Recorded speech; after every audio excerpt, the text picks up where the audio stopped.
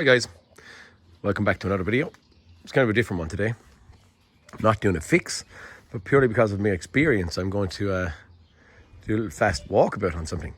It's a 2023 Peugeot 3008 5-seater that I've hired as all in Spain. She's a plug-in hybrid, and honestly I haven't had one of these before. I'm not sure the edge,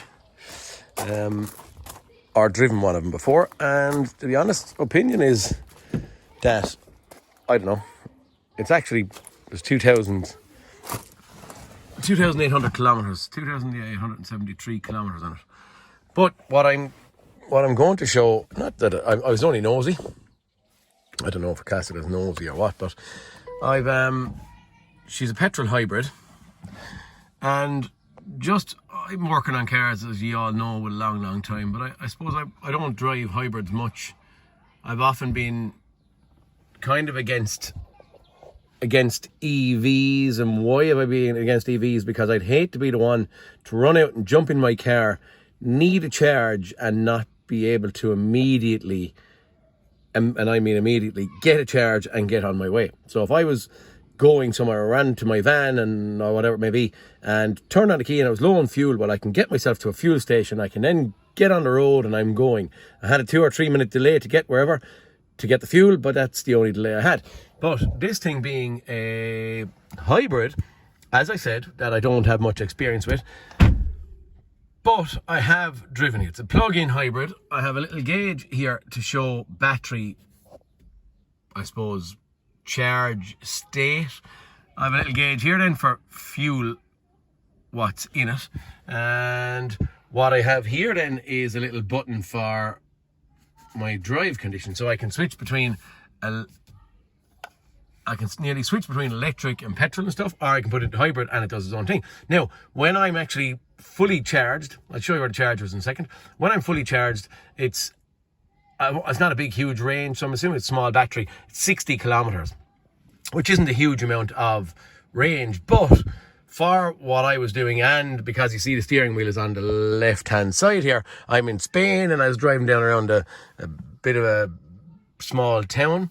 Javia is the name of the place. But I just noticed that it was driving on electric all the time, and while doing the little small runs, it was actually operating the finest on electric.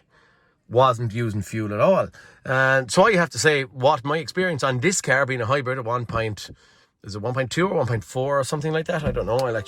I'll pull the bonnet and I'll show you in a second. I have to say, yeah, it was good because I was using electric, not a big range, but I had the backup of a fuel if I wanted to get in the car and go. So I could fill it to the neck with fuel, and then I could charge it and drive around all day long on battery power. Do you know what I'm saying? It was actually quite good to be able to switch between one and the other. And as I said, I have no real experience with these things. Now, where are we going?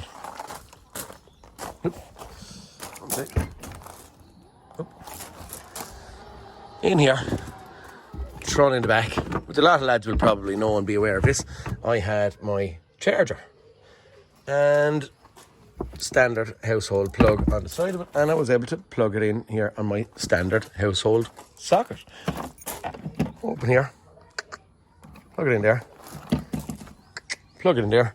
When it's on charge, these two things were flashing green. When it was fully charged, they stopped flashing. It takes about 4 to 5 hours to get fully charged up here. And then the fuel, I have to press a button to open that. Standard petrol in there, no AdBlue, all that kind of stuff, handy enough. This is just going to be cut in somewhere. It's getting a little bit dark. Have the thing plugged in, have the charger that's running on the ground coming up. That's the glare off that little thing, sorry. I'm plugging in, and you can see now, again, apologies for the dark, but it just starts doing that. Up here then, it tells me charging complete in 3 hours. It's counting down actually, it's not that long. Not much actually, it's not that flat, just that it's 83%. I'm going home tomorrow and I have to bring the car back full, so I'm charging it fully so I'll have minimum fuel used. I was going to show you maybe size of an engine. Again, maybe you might not mind or be too. I may not be able to do this with one hand. Okay, she won't stay up on second. I just get my spare hand up and out and running. It just seems to be a very standard old, I wouldn't, 1.4 or something, 3-cylinder pure tech engine. Real sweet yoke to drive. Drives the finest. And as I said, on electric constantly, except for when I put down the boot. Now, if I went out and onto the motorway, my 60-kilometre range got very, very small.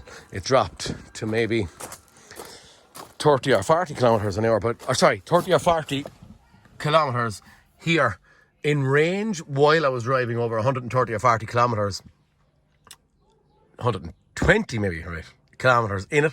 Do you know, once I was gaining momentum and I was giving it a more, driving it harder than city driving. But I have to say, it did, then it switched on to fuel over here, petrol. But I have to say, overall, it's a fair little car for a petrol yoke. And I would be a big advocate of a diesel. I own a Citroen C5 Aircross, again automatic, all very, very similar inside in the car. But I'm nearly, after driving this thing for a week, I'm nearly converted to say that I would like a hybrid and a little petrol engine in there. Wouldn't bother me. Could drive, well, not myself, my own family, like my partner, my wife could drive around on electric nearly constantly. And then when the bigger runs come about, you have this, and then when you park at home, you can charge and go back to this. And this is kind of a reserve and lasting a whole lot longer, the petrol. So yeah, no, what I'm saying is, it's a stupid kind of a video and maybe of no interest to anyone, but I'm only just saying the first time I've ever really encountered, owned and not owned, had in my possession a hybrid car.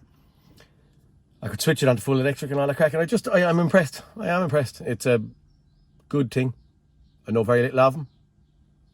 Do service the engines. That's probably as far as it goes. And I do need to learn more about hybrids and our EVs. But yeah, for my take on this one, lads, look, 2023 Peugeot 3008 hybrid, plug-in hybrid. I think a good joke. Fantastic technology. We're talking about us being mechanics / technicians. These things are just walking computers on wheels, telling you when charging, swapping from that crack to the directions from the sat nav, and it is just, there's so much stuff in them. It's kind of mind-boggling. But anyway, neither here or there. This is where we're going, and there's nothing we can do about it. So as technicians who's watching, it's only just an overview of this kind of a car for us, and who doesn't want to watch it? Well, don't watch it. It's just me talking, chatting. My kids are out and trying in the pool. But yeah, that's it. For me, yeah. Good car. I like it. Guys, if it's any good to you, any bit of information I just had to give you on this thing, please like and subscribe. And if it's not, give me a thumbs down. Tell me I'm silly. Get rid of this kind of silly stuff. But you won't see much of it anyway. The years of pure hardship will be going through. But please like and subscribe, lads. And I'll talk to you all next cartoon. Peter Kennedy signing out. See you guys.